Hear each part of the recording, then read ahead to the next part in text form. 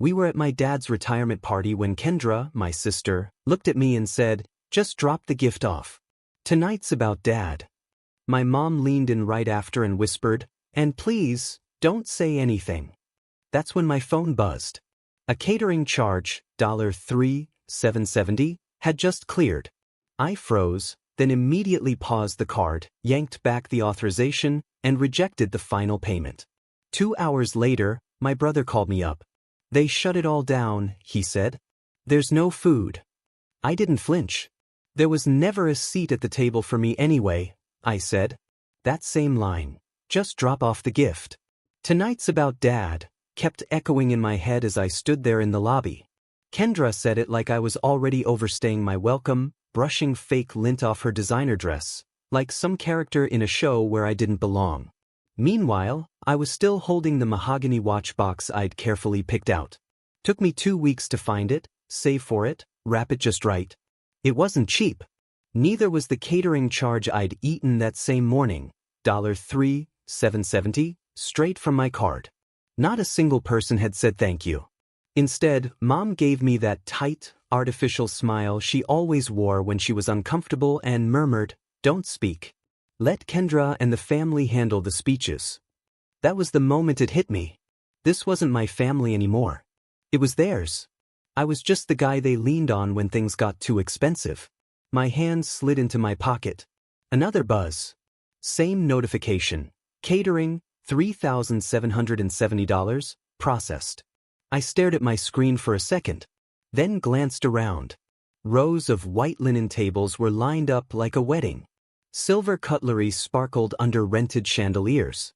Servers weaved around with shrimp platters, while guests already sipped white wine like it was a gala. Dad stood on stage, arms around Kendra, beaming like she was the only kid he'd ever raised. Not even a passing mention during the opening speech. So I tapped a few buttons. Paused the card. Canceled vendor approval. Declined the charge. Just like that. A couple of hours later, the phone rang again. A known number. It was Noah, my brother, the only one who hadn't blocked me after I stopped paying his car insurance. "Dude, they shut it down. No food. What the hell did you do?" I was already at a quiet diner across town, sipping my iced coffee, relaxed. There was no room for me there, I told him. So I found a place that had one. Then I hung up, didn't wait for whatever excuse or plea was coming. Ordered dessert instead. People always say, family is everything. They say you give what you can because blood matters most. I used to think that too. Until I turned into a silent ATM for the people who claimed to love me. My dad, Mark Ellison, spent 40 years as a high school principal. Hard-nosed kind of guy. Never missed work, always ranting about duty, respect, and showing up. So when he finally retired, everyone around him went into planning overdrive. Venue hunting. Speech drafts. Caterer quotes left and right. But there was one little issue. Nobody had the money. Kendra, the PR expert, the high-heeled, never-a-bad-hair day type, had already maxed out her credit cards. "I'm in charge of logistics," she told me. "But funds are a little tight right now." Noah? He's the artistic one. A freelance designer/perpetual gig worker who lives in a downtown loft and once crowdfunded his rent because his MacBook needed healing energy. My mom hasn't worked a job since 1998. These days, her role was keeping the family vibe smooth. Translation, make everyone feel okay, even if that meant pretending I didn't exist. So who do you think picked up the tab? Venue rental, $2,400. Catering deposit, $1,500. Decorations and custom signage, another $600. Add in emotional labor? That part was free. All of it? Covered by me. They call me Jason. The youngest. The one who does computer stuff, which to them means I must be some kind of tech billionaire holed up in a cyber castle. In reality, I run enterprise cybersecurity projects. Pays well, sure. But I'm not printing money. Still, when Dad joked about his golden goose, I smiled right along with him. Because that's what I do, I laugh it off. I laughed when Kendra told everyone I'd be handling the finances. Laughed when Mom sent me a Venmo request titled, "Miscellaneous Joy Items." Even laughed when Noah sent me an invoice, for real, for making a slideshow that featured more pictures of himself than Dad. But that laughter? It started turning hollow. Especially when I found out my name wasn't even on the official invites, the ones I paid for. We just stuck with immediate family, Kendra said. I am immediate family, I told her. You know what I mean. No, I didn't. Not anymore. The breaking point wasn't the money. It came on rehearsal night. I got there early, ready to help. Kendra was barking out orders. Noah was walking the bartender through his custom sangria recipe. I was hauling in crates of champagne, sweating through my shirt, and nobody even acknowledged me. Not a word from Dad. Not even a glance from Mom. At one point, I overheard Kendra giggling near the stage with her friends. My brother, she said. Oh, he's around. Don't worry. He'll vanish before the photos. He's allergic to attention. Laughter all around. But it wasn't a joke. It was a plan. I hadn't disappeared. They had erased me. They wanted what I gave. But not who I was. And then, the day before the big event, I got an alert. Final invoice. The caterers had charged my card another $3,770, without a word. I messaged Kendra. Her reply? Oh yeah, we upgraded to filet mignon. Hope that's cool. That's the moment I stopped being the nice son. I called the caterers, yanked the authorization, told them the charge wasn't approved. Then I reserved a table for one, rooftop brunch, real linen napkins, no forced smiles, no scripted speeches. While their party spiraled into chaos, I sat comfortably at a quiet rooftop cafe. Espresso in hand, watching the aftermath unfold in real time. No starters. No entrees. No steak, no shrimp, no tiny canapes with edible flowers. Just confusion. And silence. My cousin Julia chimed in with, "We only used it for groceries, like basic stuff." My mom backed her up instantly. It's not like you're struggling financially. So I opened my banking app and pulled up the transactions. 17 in total. $4,280 gone. I locked the card right away, flagged the account for a full investigation, and requested a brand new card with fresh credentials. Then, at exactly 3:11 p.m., my sister texted me. Why are we getting declined? I stared at the message, letting the words sink in. And then I typed out my response, slow and sharp. Because none of you ever had permission. Delivered. And then? Crickets. That noisy family group chat, the one constantly filled with recycled memes, prayer chains, and Mom's not-so-subtle reminders, went completely dead. 3 full days of radio silence. But on the 4th day, something arrived. It was supposed to be a slow Saturday. I'd just come back from a morning run, the kind where your body aches, but your thoughts feel a little clearer. I tossed my phone on the kitchen counter, grabbed a glass of water, and let lo-fi beats spill softly from my Bluetooth speaker. That's when I noticed the red alert banner at the top of my bank app. Unusual activity detected. My stomach dropped as I tapped through. What I saw didn't make sense at first. Target. Whole Foods. Uber Eats. Something called Boho Baby Boutique. All logged over the past few weeks. I kept scrolling and scrolling until I'd gone through 17 different charges. Every single one unfamiliar. Every one tied to my backup card, an account I hadn't used in a month. A card that had been locked in my desk drawer, until I remembered. My mom had asked me for a tiny favor. Said Julia needed help applying for an apartment and might need to list a cosigner just to get through the initial paperwork. She's not asking for money, my mom had said. She's just putting your name down. It's nothing. Just to get her foot in the door. And like an idiot, I believed that was the end of it. I jumped into action, froze the card, filed a fraud report, ordered a new account number and updated authentication. Then I waited. Sure enough, at 3:11 p.m., the message came in from my sister.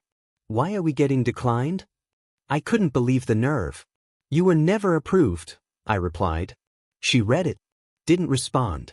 Then the chat went cold. Even Aunt Lydia skipped her usual blessed Sunday message. And then, on day 4, it showed up. A letter. Cream-colored envelope. My name on it, in Mom's unmistakable cursive, The same script she used for birthday cards or those guilt-soaked holiday notes. But this wasn't an apology. It was an excuse.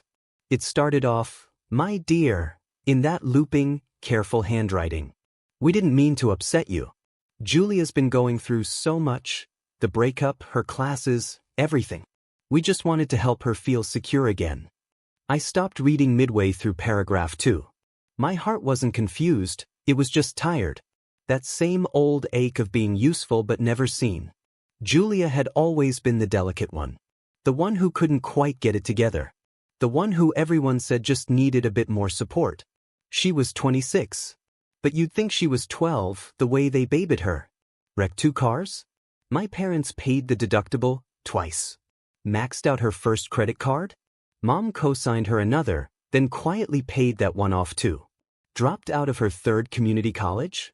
Dad blamed the education system for failing creative thinkers. And me?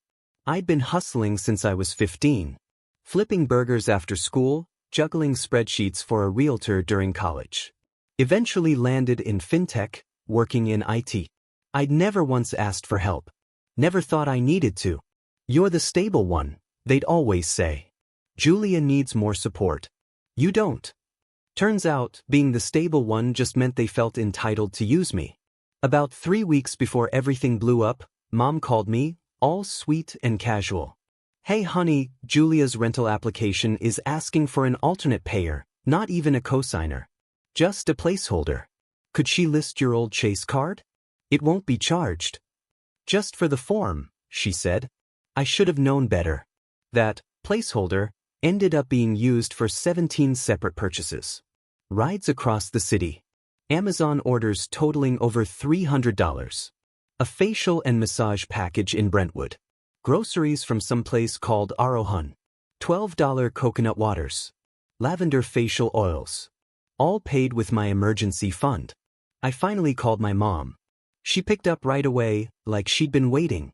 "Oh good, I was hoping you'd call," she said, trying to sound calm. "Can we talk about this as a family?" "Sure," I said. "But first, explain why my card was showing up on Julia's Uber account." There was a pause. Then she said, "We thought it was still linked to an old one." Julia didn't realize. Then came the kicker. "Honestly, it's not like you're hurting for money." That sentence. That one damn sentence. As if being financially responsible meant my wallet was free game. Like the fact that I worked hard, planned ahead, and lived within my means somehow gave them permission to drain my account. I heard Julia in the background, whispering something. Then her voice came through, louder now, defensive. It was just for groceries. Like, basic stuff. Then explain the $190 charge at Violet Flame Crystals. I snapped. "That was only once," she yelled. "I needed it for spiritual grounding. I was in a really dark place." I could feel the pressure building in my chest. My hands were shaking. "I'm not your sponsor," I said, keeping my voice level. "You used my money without my consent." Mom gasped, like I'd insulted the family name. "Don't say that. We're family." "Exactly," I told her. "So why does this feel like theft disguised as love?" That night, I blocked Julia on every platform. Set up fraud alerts. Locked every account tied to my name. Then I sent Mom a message. "You broke my trust. You enabled the misuse of my finances. I'm done." 2 hours passed. Then finally, Lisa, my sister who hadn't said a word this whole time, posted something in the group chat. So I started making changes. First, I left the family group chat. Completely blocked it. I canceled every autopay that was still connected to that account. Then I took a full week off work. No email, no meetings, no pretending to be fine. I booked a short trip, reached out to a therapist, and for the first time in over 10 years, I slept 8 uninterrupted hours. No jaw pain. No teeth grinding. Just rest. And then Kendra appeared. It was 2 weeks after the retirement party. She was outside my office like she'd been waiting to serve papers, designer trench coat, oversized sunglasses, and a fury that she barely kept contained. "Jason," she snapped the second she spotted me. "We need to talk." I kept walking. She followed. "You blew everything up," she hissed. Dad won't even leave the house. Mom won't talk to anyone. You humiliated all of us. That stopped me. I turned around. Looked her dead in the eye. I didn't ruin anything, I said. I just stopped funding your fantasy. She blinked, caught off guard. You don't understand, she shot back. We were a team. We always supported each other. That support took everything from me, I said quietly. There's a difference between helping and being drained dry. You could have come to us, she protested. I stared at her. Like the time you told me not to speak at the party? When I was just supposed to hand over the gift like some delivery guy. Her jaw tightened. That's not what we meant. No, I said. It's exactly what you meant. Then she tried to guilt me. Dad was going to include you in the trust, the house, his will. I don't want the house, I interrupted. I already paid more into that place than either of you ever did. Her tone sharpened. Then what do you want? I smiled. Silence. And with that, I walked away. Left her standing in the lobby like a ghost who'd lost her grip on the living. But the real shock came a few weeks later. It started with an email. From a law office I'd never heard of. The subject line read, Mark Ellison Irrevocable Trust, Confidential Notice. At first, I thought it was spam. But when I opened it, there it was, an official legal document. My name, my information, and a number, $781,000. It said the trust was funded from the sale of the family home. Sold before the retirement party. He sold the house?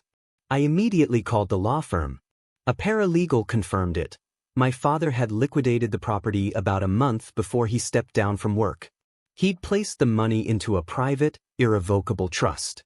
And he'd made me the sole beneficiary. I asked, why me? There was a pause on the line. There's a letter, she said. He asked that it be delivered to you directly. Minutes later, it hit my inbox. Jason, I know I never treated you fairly. I let your brother and sister control the story. I stood back while they spoke for all of us. But I always saw you, quietly holding us together, carrying the weight without asking for recognition. You never made demands. You just gave. I don't expect forgiveness. But I hope this gives you freedom. This trust is yours. Use it to live your life. Not to rescue ours. You don't owe us anything. You never did. I stared at that letter for over an hour. And then I cried. Not for the money. But because, for the first time, he actually saw me.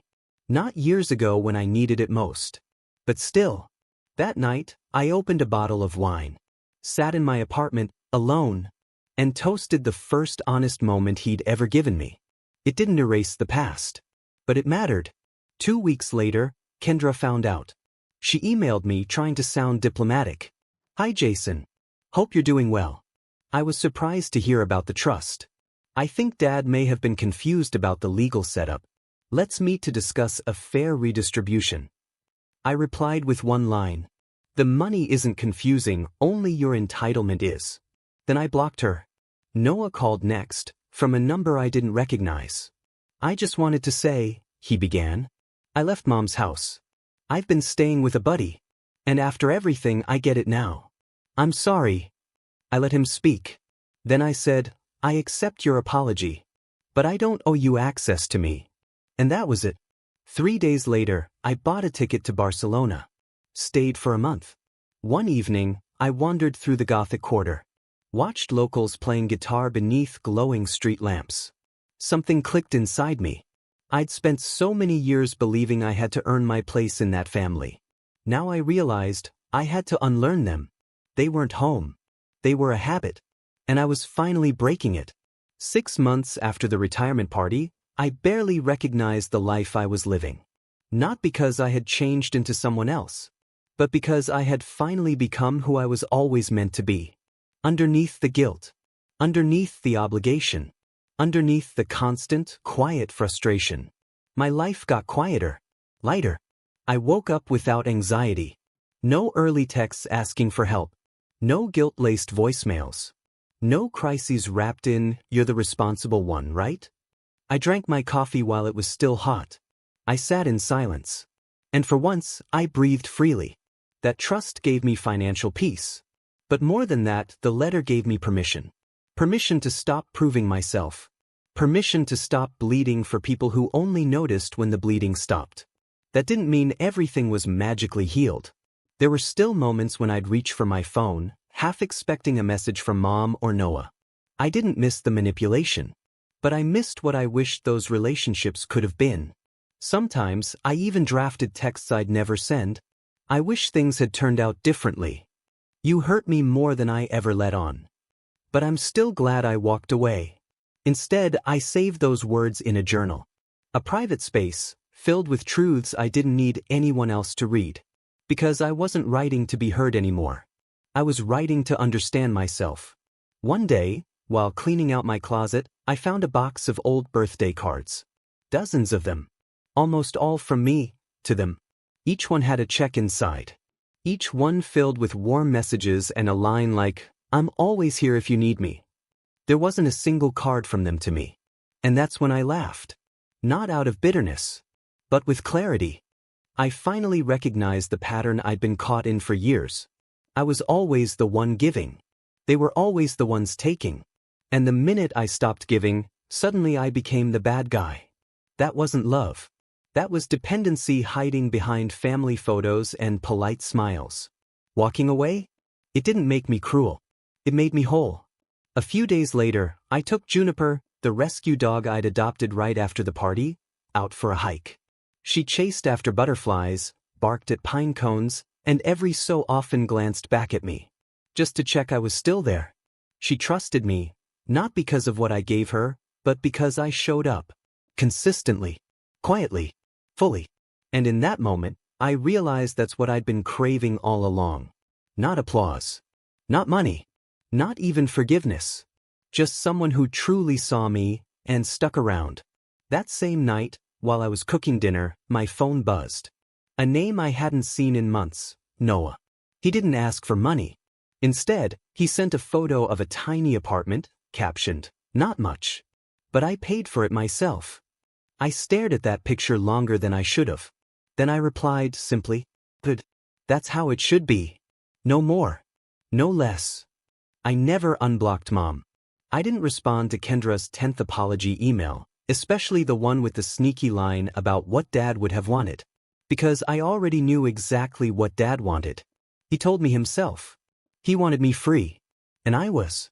A few months later, I used part of the trust money to start something small but meaningful, a foundation that gives emergency grants to low-income young adults. People like me, those silently holding their families together with invisible threads. I named it the Anchor Fund. Because that's what I'd been. For far too long. But now I'm the lighthouse. And maybe, just maybe, someone else drowning in guilt and duty will find their way back to shore because I lit the path. That's the legacy I want. Not a speech at a banquet where I was told to be silent. Not a plaque from a family that once erased me. Just this. Quiet peace. Real boundaries.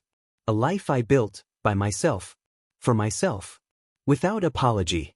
The story didn't end when I walked away. Stories like this rarely do. They shift. They quiet down. They resurface in unexpected ways.